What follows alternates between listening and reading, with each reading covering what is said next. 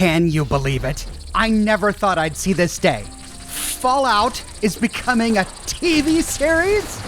Yes! I'm so excited. I can barely contain myself. Now, we don't know much. We know that this new Fallout TV series is being created by the same team that created Westworld, Lisa Joy and Jonah Nolan of Kilter Films. The series will debut on Amazon. It's just in development, but it has a commitment penalty attached, which means that once the script is done, if Amazon likes it, Kilter Films won't have to make a pilot. It'll go straight into production. And if Amazon doesn't like the script, Kilter Films and everyone else involved will still get paid as if the series had been created. So that means it's pretty likely that this series will become a real thing. In terms of content, we know absolutely nothing. At this point, they released one 23-second teaser video, which, as is customary, was basically a camera pushing away from a television screen, which then flickers to, "Please stand by." We really only hear two sounds during this video. The first is a little bit of music,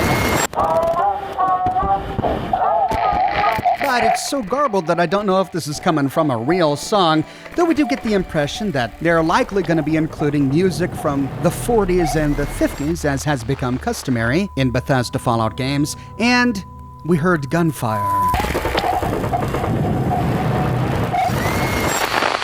It. This leaves us with pretty much all of our questions unanswered. Time period, setting, location, nothing. So this leaves a lot of room for the imagination. Here's what I want to see in a Fallout series. And let's start with setting.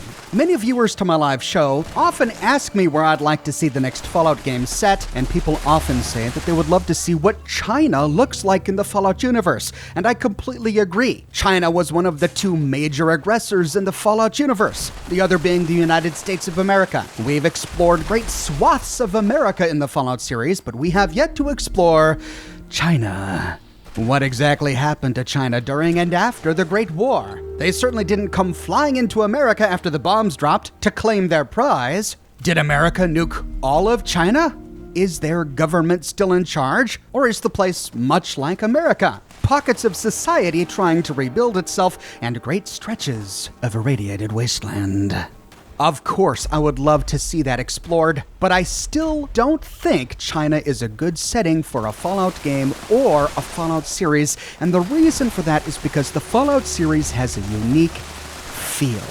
That theme is very American, specifically a future America as it was imagined by Americans from the 1950s. From commercials to jingles to clothing to hairstyles, the look of cars, the googie architecture, it's all very American. If we were to set a Fallout series in post-apocalyptic China, we would lose all of that. China in the Fallout universe had a very different culture, so a TV series or a game set there just wouldn't feel like Fallout. And the same is true for most other countries. We learn very early in established Fallout lore that even before the bombs dropped, both Europe and the Middle East devolved into a bunch of warring city-states due to their lack of fossil fuels. One of the reasons that America and China became the great superpowers in the Fallout universe to begin with is because they had the last of Earth's remaining fossil fuels.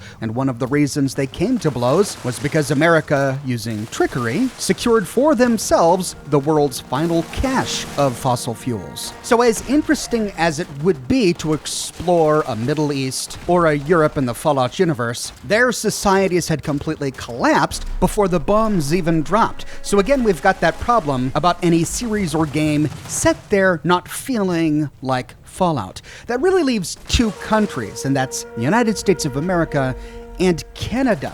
In the Fallout universe, the USA annexed Canada before the bombs dropped. So technically, Canada was part of the United States of America. Canada allowed themselves to be annexed because America got the world's last deposit of fossil fuels, and Canada needed that fuel. It's possible that in the Fallout universe, Canada and America shared a common culture. So if a TV series or a new game was to be set in a country outside of America, I think Canada is really our best bet. It would still feel like a Fallout game with Canadian flavor. All the stim packs are filled with maple syrup, I don't know. Instead of Rad Stag, we've got Rad Moose. I mean, it could be fun. If we're talking about America, I think the Great Lakes would be an interesting setting. It's close to the Canadian border, so perhaps a series set there could explore a post-apocalyptic America and Canada.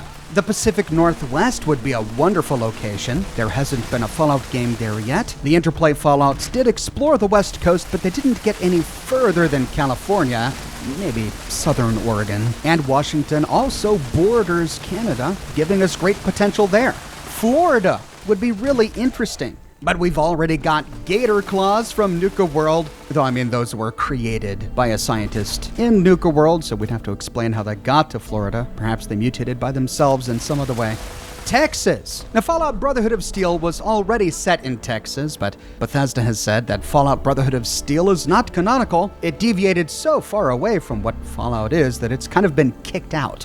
So maybe we could have another Fallout game set in Texas, and the cool thing about a Fallout game set in Texas is we could venture into Mexico to see how Mexico survived the apocalypse. All we know of Mexico in this series is what we've heard from Raul in Fallout New Vegas. I think there are a number of places that could be wonderful settings for a Fallout TV series.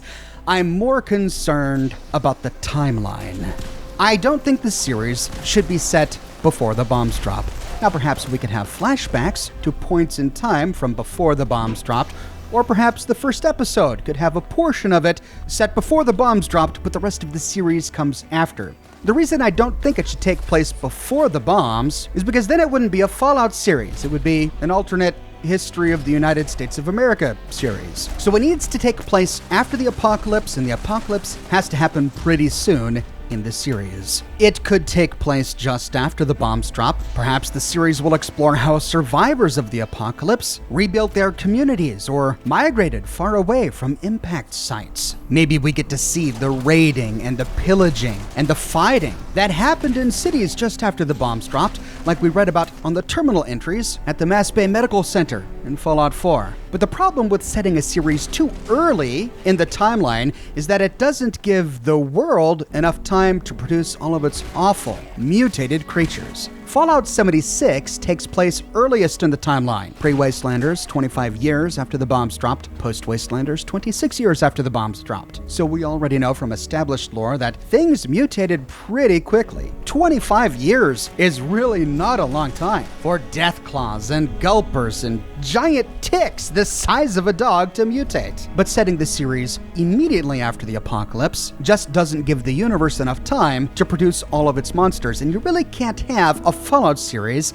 without any of its awful monsters. Conversely, I don't think it would be a good idea to set it too late in Fallout's timeline, after the events of Fallout 4, for example, or on the West Coast after the events of Fallout New Vegas. And the reason is because if you set the series too far into the Fallout timeline, you've got to deal with all of the history that has taken place in those 200 years, and potentially all of the choices players would have made.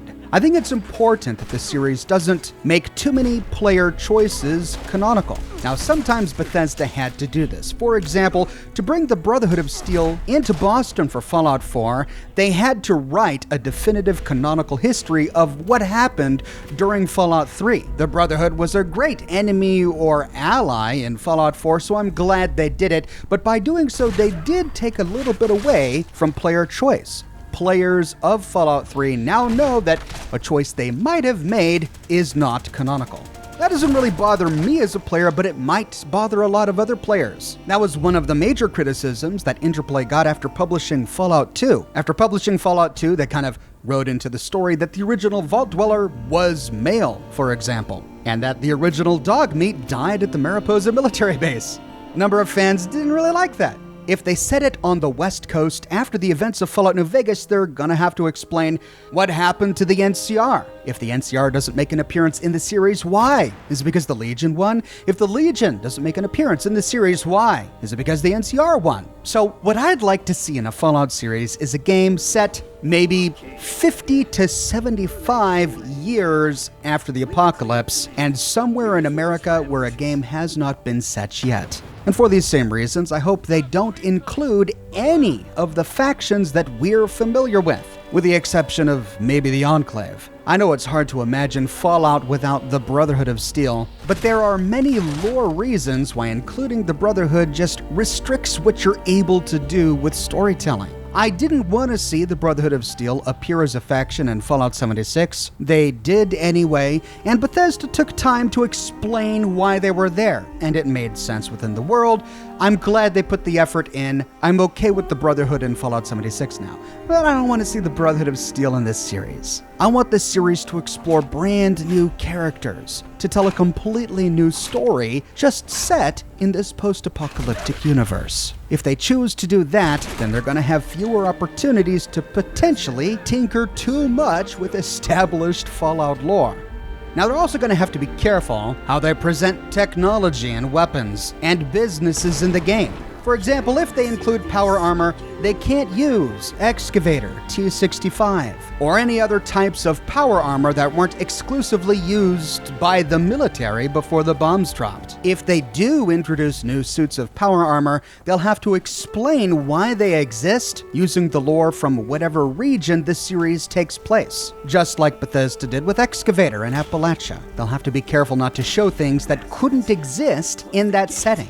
Jet, for example, could only be used if this series takes place on the West Coast after the death of Myron.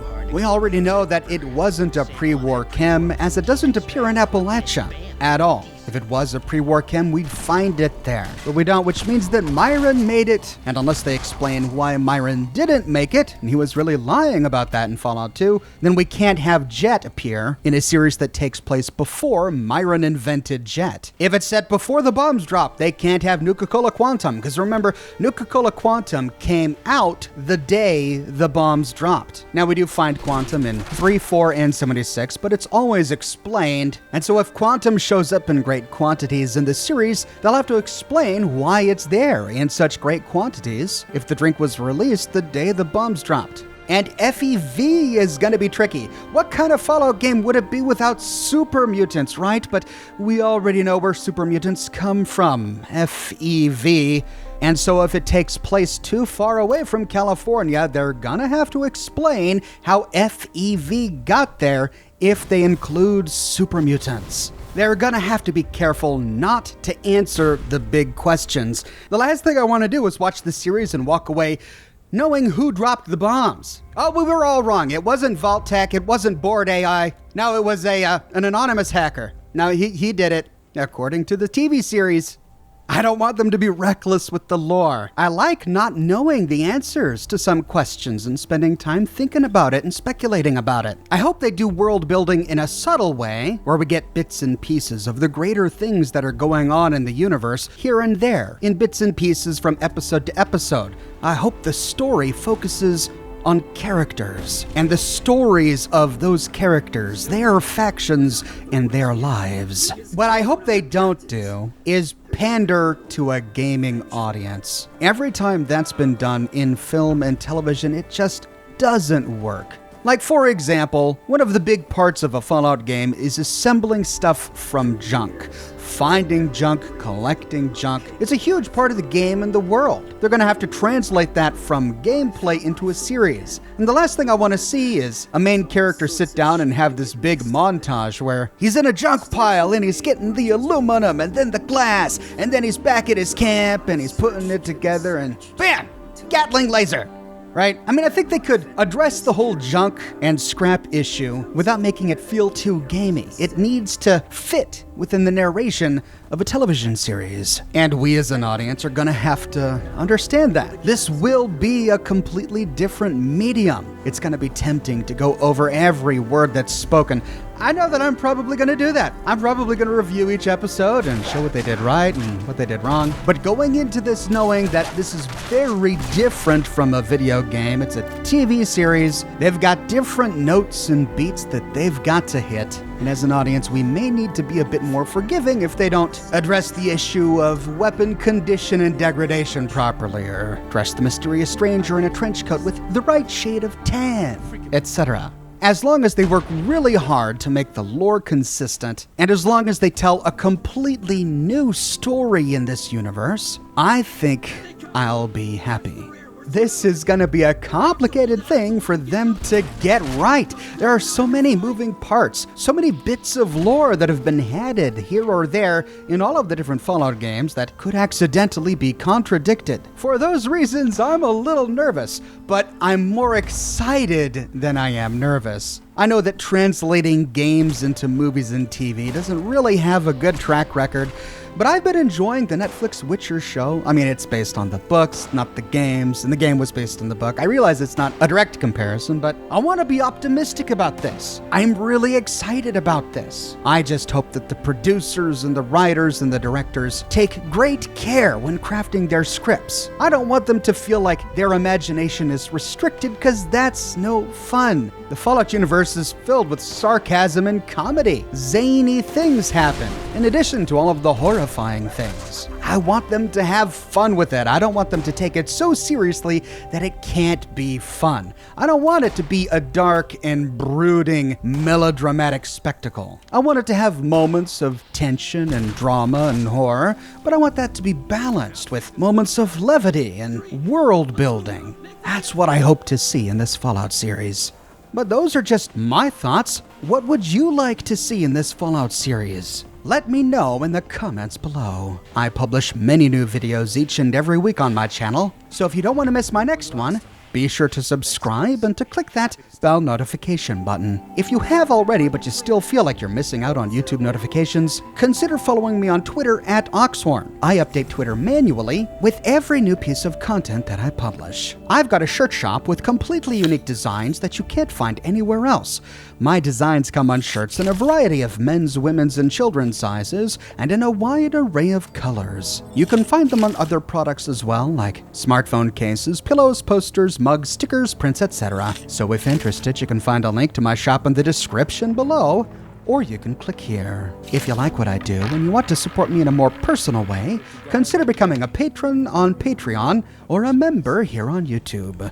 YouTube members and patrons on Patreon are becoming increasingly important as YouTube continues to make platform changes that make the future of YouTube monetization uncertain. So to all my YouTube members and my patrons on Patreon, you have my sincerest thanks. I couldn't do this without you. But more than anything, I'm just so glad you're here watching this video with me today. Thank you so much for watching, and I'll see you soon with more brand new videos.